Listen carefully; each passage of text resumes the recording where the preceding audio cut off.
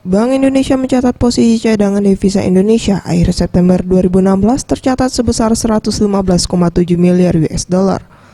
Lebih tinggi dibandingkan dengan posisi akhir Agustus 2016 sebesar 113,5 miliar US dollar atau naik 2,2 miliar US dollar. Mirza Aditya Suara selaku Deputi Gubernur Senior Bank Indonesia menyampaikan cadangan devisa Indonesia saat ini terus mengalami peningkatan jika dibandingkan di tahun 2013 dan 2015 yang mana tengah terjadi gejolak sehingga cadangan devisa sempat mengalami penurunan sebesar 92 miliar dolar. Artinya berada di atas standar kecukupan internasional 3 bulan impor dan saat ini sudah lebih dari 8 bulan kebutuhan impor. Devisa kita meningkat terus. Kalau kita bandingkan pada saat kemarin sedang ada gejolak di tahun 2013-2015, cadangan devisa kita kan sempat turun ke 92 miliar dolar ya.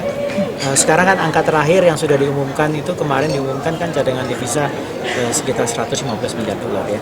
Dan itu cukup untuk lebih dari 8 bulan kebutuhan impor. Bank Indonesia menilai cadangan devisa tersebut mampu mendukung ketahanan sektor eksternal dan menjaga kesinambungan pertumbuhan ekonomi Indonesia ke depan. Perbaikan cadangan devisa belakangan ini didorong oleh adanya capital inflow yang terjadi awal Januari 2016. Mega Dwi Handayani, Sriwijaya TV.